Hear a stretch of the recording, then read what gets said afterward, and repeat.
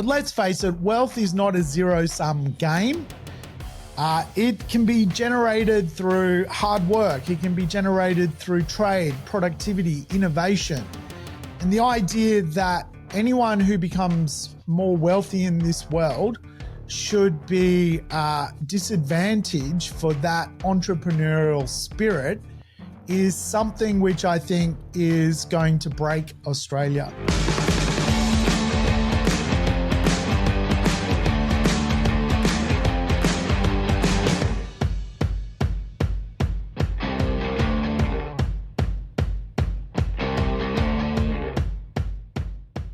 Welcome to the Urban Property Investor. I'm your host, Sam Saggers, here to help you crack the code of real estate wealth.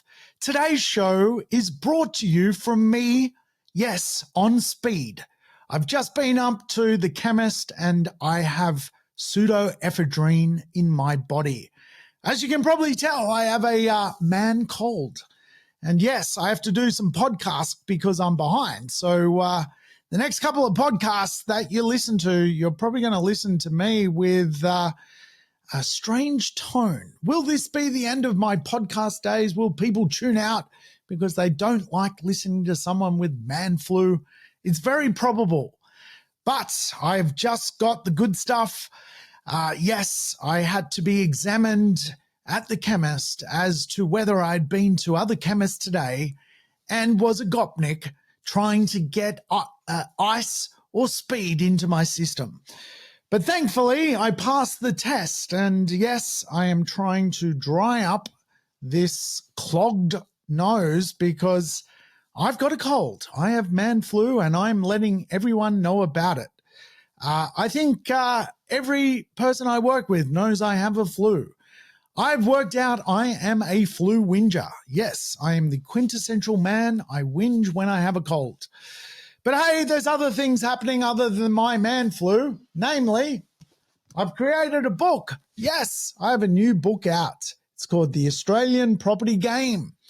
And I think it's a pretty good book. It's huge. It goes for 420 odd pages. It's heavy. It's a heavy book.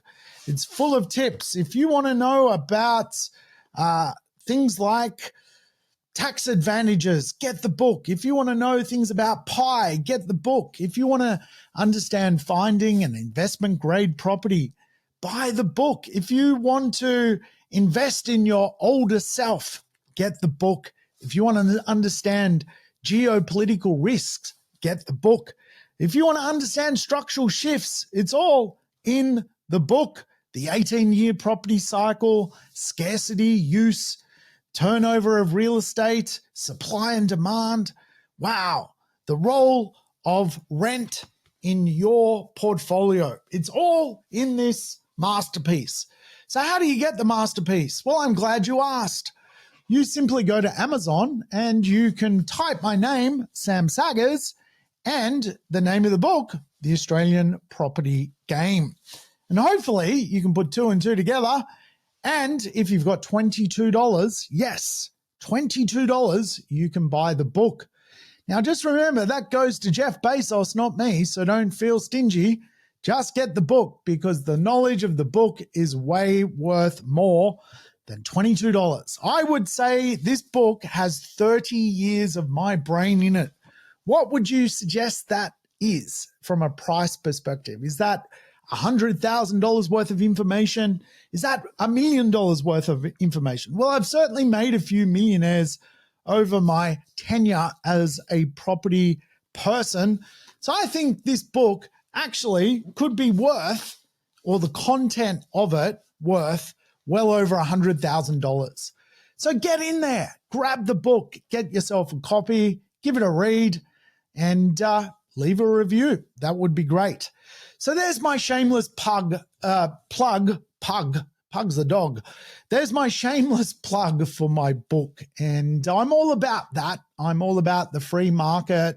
I'm all about minimal government. I'm all about self-ownership and individual responsibility. I am a libertarian. I try and not make this show too political, but I am a capitalist. And as a capitalist, I believe in the free market, and I believe that anyone can be successful in this world. If you put effort into your own life, you can come out the other side very, very successful. But we've just had an election, and I think it was one of the dullest elections in the history of Australia. It really did feel like that both major political parties were just basically creating a narrative of that rather than come up with a future for Australia, a big vision, a bold vision to increase trade, to increase the free market. It was really all about what can government give you and how do we pit people in society against each other? How do we tax the rich to give to the poor? How do we boost people's back pocket by virtue of them needing to be on the teat of the government? That's really what it was about. In fact, when the Liberal Party offered a bribe, the Labor Party would do the same bribe. In fact, they met each other's bribes all the way until the end, until the one with the perhaps biggest bribe got over the line. So I certainly think the role of government is one of the biggest menaces when it comes to your wealth. Here in Australia, there is a lot of people now connected to government. And I've mentioned this before. And I've got a lot of clients that actually work with the government or for the government. And it's not about you individually when I say this. This is more a reflection of the system. The system is very, very heavy in government, and that requires a lot of tax to be created because a lot of people inside of our system now is connected to the system itself. And when you have too many people connected to the system, like anything, a complex system with too many people in it becomes very inefficient at times. If you think about the most efficient things that often happen in your world, there's usually less people involved and things happen a lot faster.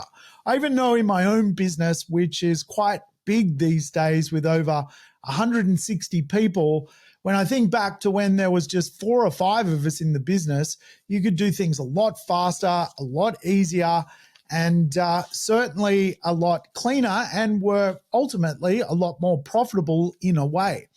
So big government is a tax burden on taxpayers.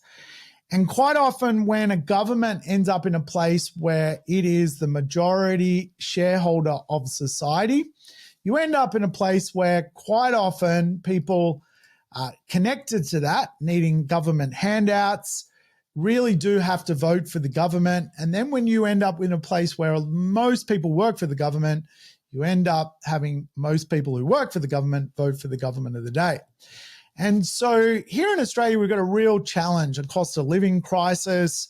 People at the bottom need to work hard. They need to innovate. They need to think outside the box. They need to educate themselves to get ahead. And that is really the idea that we can take responsibility for our own world. But of course, most people don't take responsibility for their own world. So then they look for a system which is going to benefit them by using really the idea of a political narrative. And so interesting enough, really, when you think about that election, it was about who can we pit against each other. I really don't like that as an Australian. I think we can all grow. There's going to be rich people. There's going to be middle-class people. There's going to be poorer people. But even from a poor perspective, the rich, yes, are getting richer, and are the poor actually getting poorer? Well, one could argue no. The poor are actually compensated inside of Australia. No one is really starving inside of Australia. And really, the bottom end of Australia is ultimately struggling to keep up with the cost of living, but by a global standard, they're certainly not living like a North Korean on $1 a day. How does someone at the bottom pivot and move up in this world. I am a believer in that comes from you as a human being. Yes, it's difficult. Yes, it's hard. And I can look at my own life and say, well, I was not born with a silver spoon. In my house in winter, when we were growing up, we used to sit in front of the oven to get a blast of heat because we didn't even have a heater. So I came from a situation where really I used my wits, my brain, my contacts, my knowledge, my reputation to get ahead in this world. And yes, I am a libertarian. I believe in the free market, and I believe that government will constantly be a menace unless we fight back at times. And it's fair to say that the Labor Party is now going to be in charge of the country for a very, very long time. And one of their missions is to certainly take on the superannuation system. And today I want to sort of talk a little bit about really one of their policies which has come through, which is to tax on unrealized capital gains. Yes, this is mind-blowing that the government would put this policy up for debate, that anyone who is got a super balance above $3 million will all of a sudden get any gain above that amount taxed without actually that person selling an asset or liquefying an asset. In other words, they can be taxed on paper profits. And this piece of legislation, Div 296, a tax on unrealized gains, really needs to be dissected. And today I wanted to, really have a chat about really this concept that quite often a government will love to just, be in a position where they just create more and more regulations, red tape, and really how unproductive that is for society. And of course, if we think about the idea of an economic pie, quite often inside of an economic pie, the powers that be will criticize the idea of investors, that investors take too much and they leave nothing for others. But let's face it, wealth is not a zero-sum game. It can be generated through hard work. It can be generated through trade, productivity, innovation. And the idea that anyone who becomes more wealthy in this world should be disadvantaged for that entrepreneurial spirit is something which I think is going to break Australia. The belief that the success of one group suppresses another group is completely wrong. It's a false narrative. And here in Australia, that narrative is often created as property investors are kind of evil. But actually, property investors provide most housing for the tenant market. Property investors care about housing people. Property investors are certainly not suppressing other people. And really, if you want to break down where suppression comes from, it's real estate is not a free marketplace. There are all sorts of policies put into place that drive the real estate market up in price. And because those policies exist, you quite often end up in a place where people are left behind and can't keep up with inflation. Things like first homeowner grants, just as simple as they seem like a boost, they really do push up the price of real estate.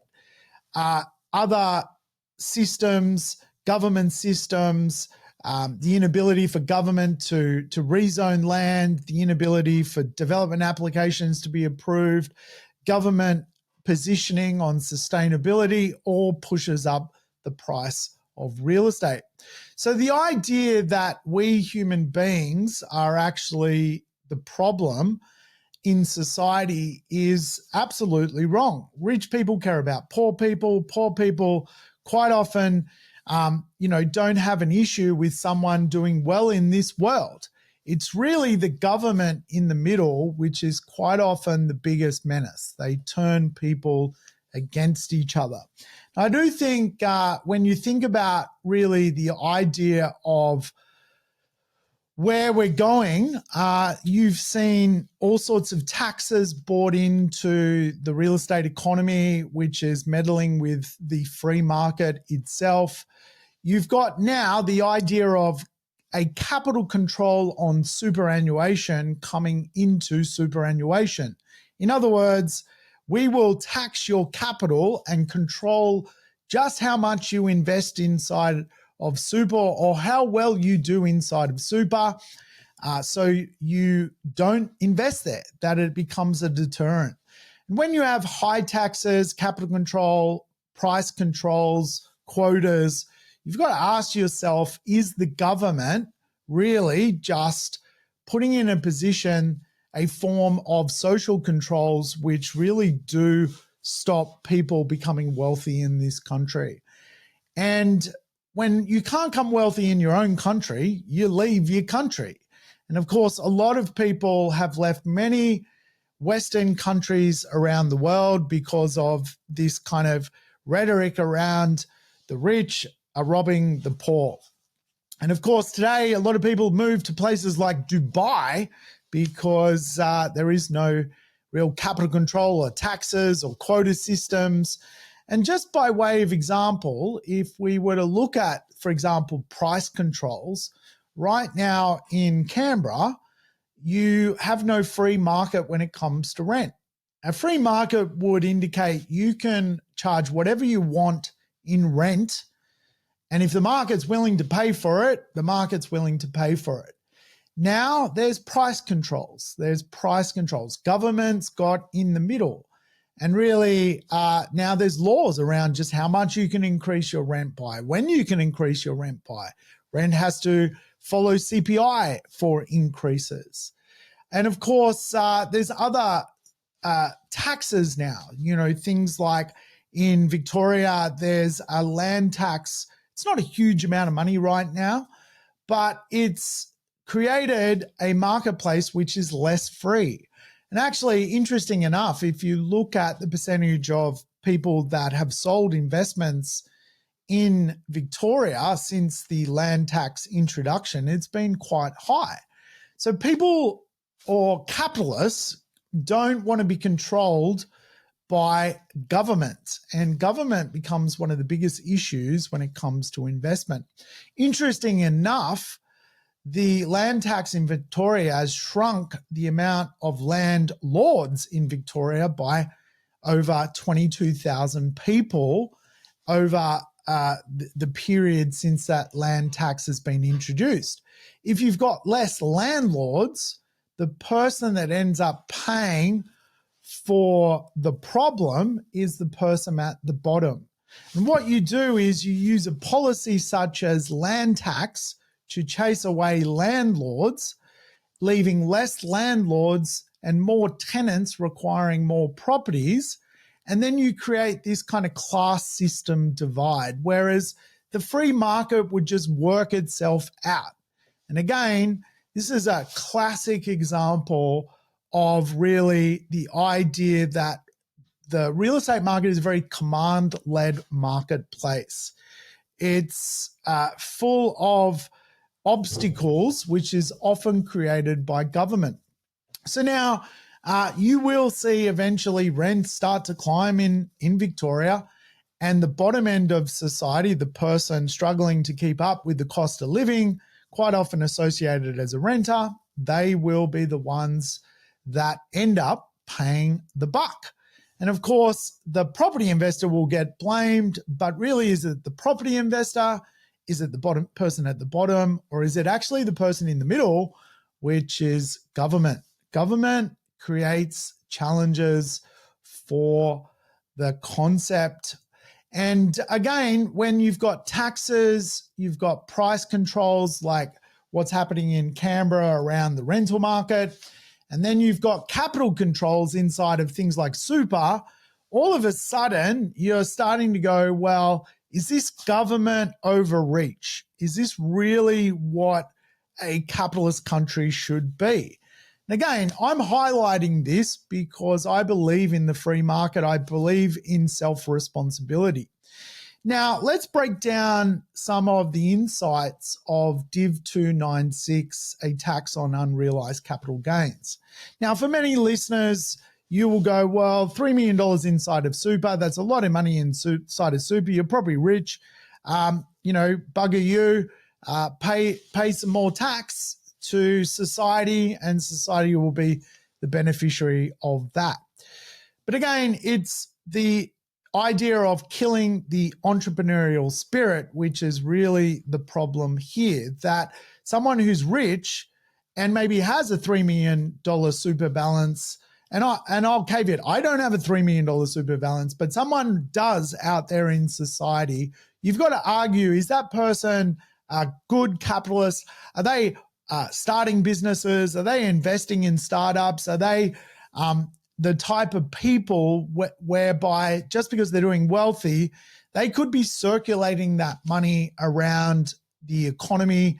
They could be invested in agribusiness. They could be invested in all sorts of things which stimulate activity inside of our country. Our country needs productivity. Our country needs innovation. Our country needs people who know what they're doing, building businesses. It doesn't need government in the middle, and it needs ultimately less people inside of that system. And when there's too many people who work for government or use government handouts, you end up in a place where you're very unproductive. Now, super is really a tale of two subsystems. Well, it's kind of three, but we'll talk about the two. The two subsystems are, you've got a self-managed fund where you, as a person of self-responsibility, go, you know what? I am well educated. I am capable of looking after my own world. I'm responsible for me. I'm going to lessen the burden on the system. I'm going to take responsibility for my own investments. I'm going to start my own self-managed super fund, and I'm going to invest based on my own perspective on this world. And then you've got industry funds, and industry funds obviously serve a purpose. They invest on behalf of their members, and they get out and about and buy investments. They are really like a fund manager. And what's interesting is when you look at the latest data from Treasury and the ATO on who's got a better result off the back of having a self-managed super fund or an industry fund, it's night and day. The average balance for a male who has a self-managed super fund is $1,025,000. The average for a female is $881,000. What you're seeing there is the quintessential libertarian at work, someone who takes responsibility for their own life. They invest their own money. They're invested in what they're doing. They're not reliant upon a third party to invest for them. Now, the self-managed super fund is absolutely blitzing it compared to an industry fund. The average medium member balance between 60 and 64 for a self-managed super fund, remember, 1,025,000 male, 881 female. For an industry fund, it's $208,000 for a male and $167,000 for a female. So there's a big difference, a huge difference. People taking responsibility for their own world is absolutely crushing it compared to the industry players. Now, who are the industry players? Quite often, industry funds are basically unions. They're owned by unions. They're owned by industry bodies. They're owned by basically a quasi-government department. And so you've got this kind of like, if people are doing much better inside of their own self-managed fund, and it's the multiplier is it's 5x. It's 5x. You're doing 5 times better, 500% better inside your super fund doing it yourself than you're doing in an industry fund. Now, that's beyond belief. That's crazy. So you've got to ask yourself, is the government system broken, or is the free market libertarian looking after their own world broken? Well, no. The free market, the person who's taking personal responsibility for their own wealth creation is not broken. It's succeeding. It's doing really, really well. Is the industry fund the one which is falling behind? Well, from the data, you would have to argue, yes, it is. So if the industry fund's falling behind, why all of a sudden do you want to create a tail of capital control on what is likely to be a self-managed super fund? Well, what that does is it kind of suppresses people getting started in a self-managed super fund. It actually says to people, no, don't go and do that, because if you end up in a place where you're doing really, really well and you got $3 million inside of your self-managed super fund, we're going to tax the hell out of you. What we want you to do is just be a sheep and put your money in an industry fund, and that will serve the purpose of basically the system, which is industry bodies, unions, and quasi-government departments, basically self-fulfilling their own journey. So again, like, this stuff is it's unfolding, and you have to ask yourself, like, a capital control on super is something you would see inside of a third world dictatorship kind of country. You would not see this. And the most disgusting part is the political class. Now, here in Australia, we often say there's sort of a have and have not society. And really, the two are not trying to go to war against each other. It's just some people have created wealth in this world, and some people are on their journey to do that. And some people will never do it. And that's just society. That's just the way it is. But the craziest part with this stuff is 99% of politicians are in what is known as a defined benefit scheme. In other words, they have huge super balances, but they don't have a self-managed super fund. They've got what is known as a defined benefit scheme. So they've got their money in an industry fund, which is kind of around their own political narrative, but they ultimately won't suffer this kind of tax burden. So they've kind of eliminated themselves from having such a challenge. And of course, a lot of the political class have millions of dollars inside of superannuation. So they've kind of putting themselves in a position where they're not part of the actual capital control, which to me is just, it's very sickening. It's very sickening. And they come up with all sorts of jargon to kind of hide the fact of what they plan to do. But again, like, if you live in a world where there's capital controls, price controls, a political class, and taxes on, absurd taxes, then it creates a real narrative around, productivity challenges. And Australia's definitely got a few of them. So look, today's show was just highlighting the fact that, you've got to fight for yourself as a property investor, you know, you got to look into this stuff. There's more than what's quite often demonstrated on surface. You've got to scratch beneath the surface. But yeah, you know, it'll probably come into play. Will it stop the way I invest? No. Will I still carry a self-managed super fund? Yes. Is self-managed super funds still crushing it over industry funds? The answer is yes. Why? Because if you go back to the cornerstone of really what it means to be a capitalist in this world, it's about self-ownership, it's about a free market, it's about individual responsibility, and all of that means individual liberty. And when your liberty is being taken from you in such a manner, it's a red flag to me that they'll keep coming unless you basically start to push back. So think about that. All right. Well, that's it from me, your pseudo-ephedrined podcaster, your podcaster on speed. All right. Over and out. Thanks for tuning in to the Urban Property Investor. If you enjoyed the episode, make sure to subscribe on your favorite podcast platform or YouTube so you never miss an episode. I'd love for you to rate the show and share it with your family and friends. Let's spread the word about property investing. Stay connected between episodes on Facebook, Instagram, and LinkedIn.